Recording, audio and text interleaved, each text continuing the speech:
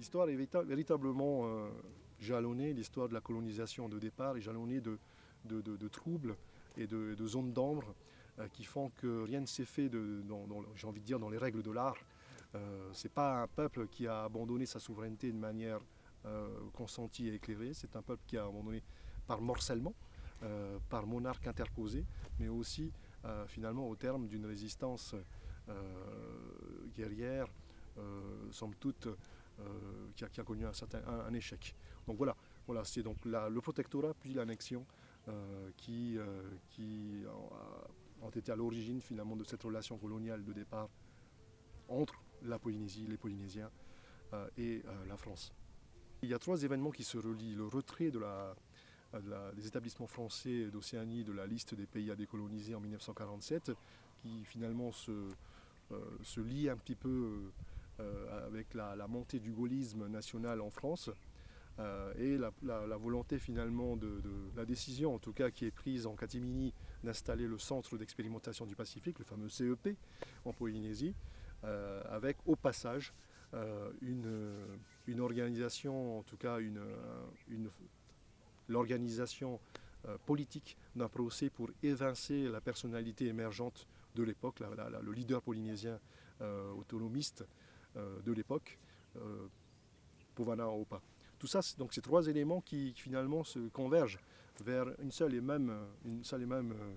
conclusion. Mais avant d'entrer dans la conclusion, je voudrais véritablement expliciter chacun des trois événements. Le premier, il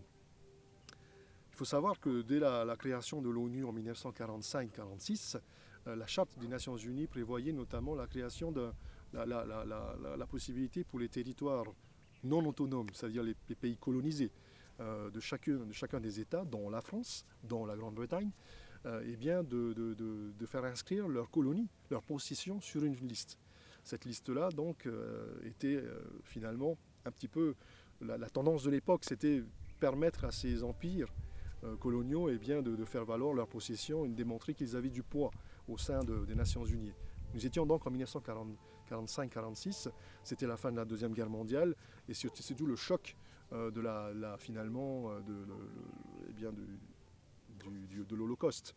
Il y avait donc véritablement ce dommage psychologique issu de la Deuxième Guerre mondiale qui était dominant. Il fallait à tout prix donc arrêter tout cela. La tendance c'était donc de permettre à ces pays de faire valoir une certaine forme de paternalisme auprès de leurs colonies. Donc il y avait une fierté de la part de la France eh bien, d'inscrire la Vanuatu, la Nouvelle-Calédonie, Wallis et Futuna, les anciens territoires africains sur cette fameuse liste. Et il y avait aussi les établissements français de l'Océanie. Ça n'a pas duré plus d'un an, puisqu'au bout en 1947, eh bien, à la première demande de renseignement faite par le secrétaire général des Nations Unies à la France, renseignement donc officiel concernant les établissements français de l'Océanie, mais également de la Nouvelle-Calédonie, eh bien, la France a tout simplement omis, voire refusé de communiquer les renseignements prévus par la Charte des Nations Unies.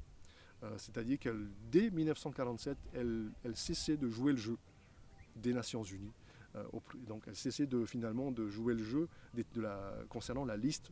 des territoires non autonomes, des territoires à décoloniser. La raison interne, la raison française était simple, c'est qu'en 1946-47,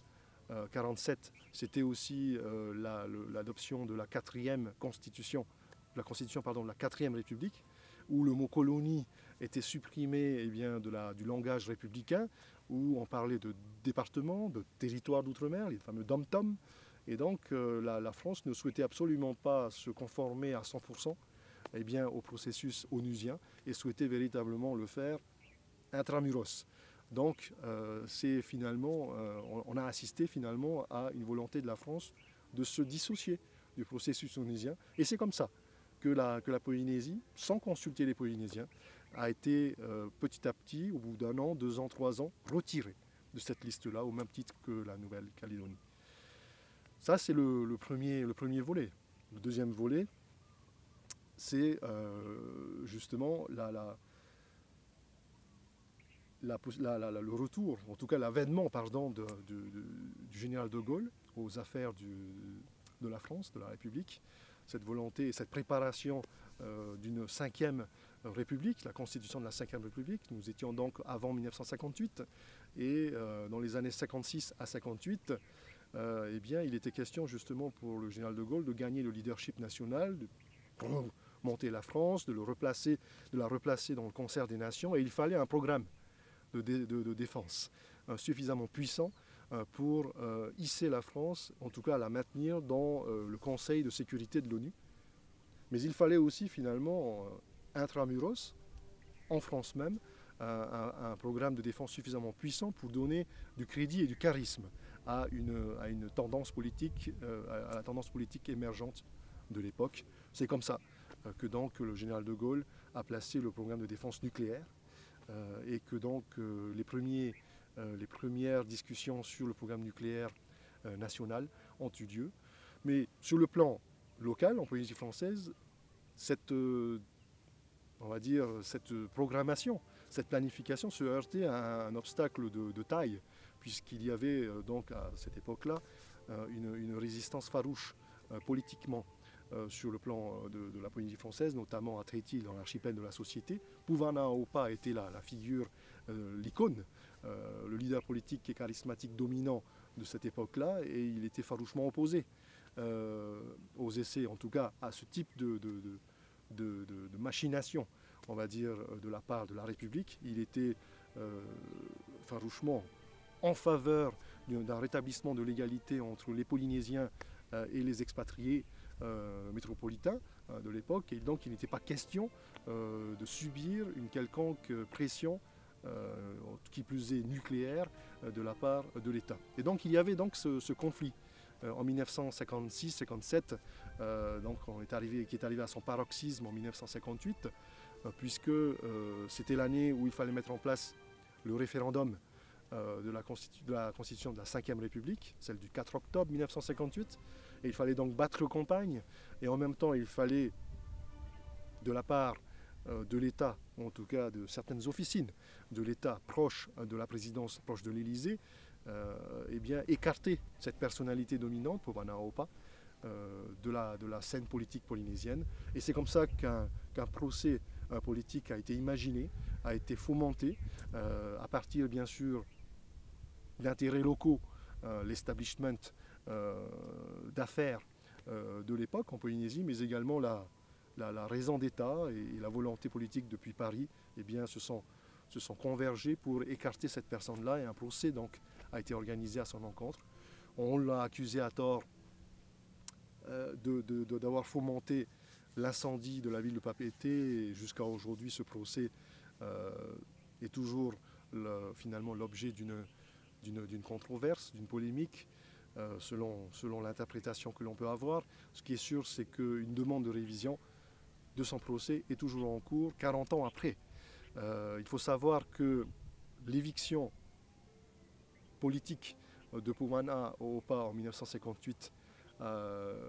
c'était donc juste au lendemain du vote de l'adoption de la Constitution de la 5e République. Et ça a permis, en réalité, pour aller vraiment à l'essentiel, eh bien, donc, d'écarter ce personnage politique dominant et charismatique de l'époque, mais également finalement de placer le général de Gaulle finalement, dans sa toute puissance au plan national et au plan polynésien, pour permettre justement l'implantation de ce CEP, de ce centre d'expérimentation nucléaire, sur les 2 atolls de Moruroa et de Fangataufa, ainsi que sur la base arrière de Hao. Voilà comment un comportement colonial peut s'illustrer encore une fois sur une population qui était vulnérable, une population qui croyait en son leader, une population qu'on a déstabilisée politiquement en évinçant comme ça, j'ai envie de dire, en l'espace d'une année, sur coup de procès criminels, sans l'icône politique de l'époque, et comment on a fait venir finalement un centre d'expérimentation et faire miroiter à toute une population que ça allait être le levier de développement de l'époque, la pierre angulaire d'un modèle d'une nouvelle ère, d'une nouvelle dimension pour les Polynésiens. Voilà comment on a fait avaler colonialement la pilule au peuple polynésien, donc au début des années 60. Ça a donc permis 30 ans d'essais nucléaires. Mais tout ça ne peut pas être dissocié. La volonté de retirer la Polynésie de la liste l'éviction et l'arrestation politique et l'éviction politique de Bovana, ainsi que l'implantation du CEP en Polynésie française, doivent être véritablement interprétés et compris comme faisant partie d'un seul et même plan. Ce que je souhaite, c'est véritablement que les Polynésiens, et notamment la jeunesse polynésienne, celle qui n'est pas encore véritablement au fait de ces rouages de l'ONU, de la France et de la politique du Pacifique, ce qu'elles comprennent dans la réinscription, c'est véritablement la seule alternative, la seule possibilité de stopper définitivement la raison d'État. De faire en sorte que ce que la Polynésie a connu pendant un certain nombre d'années, depuis les essais nucléaires, depuis l'annexion, depuis l'ensemble, depuis le Taoui, la fermeture des robinets et l'ensemble des changements de scrutin à l'insu ou même à l'encontre de la volonté de nos élus, c'est véritablement de faire en sorte que ça n'arrive plus. Et techniquement, avec l'arbitrage et la soumission de la France aux règles de l'ONU par le fait d'être réinscrit sur cette liste-là, il n'y a plus possibilité d'exercer une raison d'État unilatérale à l'égard des Polynésiens. Et c'est ça la véritable propriété et la retombée et le bénéfice le plus important de la réinscription. Ce n'est pas de donner raison à un parti par rapport à un autre. Ce n'est pas de donner raison à une idéologie par rapport à une autre. C'est simplement de préserver les intérêts des Polynésiens, de tous les Polynésiens, et de faire en sorte que pendant la phase de maturation nécessaire avant d'exercer le choix ultime de définir telle ou telle société dans laquelle nous souhaiterons vivre, que pendant cette phase-là, il n'y ait pas encore les interférences d'un appareil d'État qui quelquefois opère à notre insu.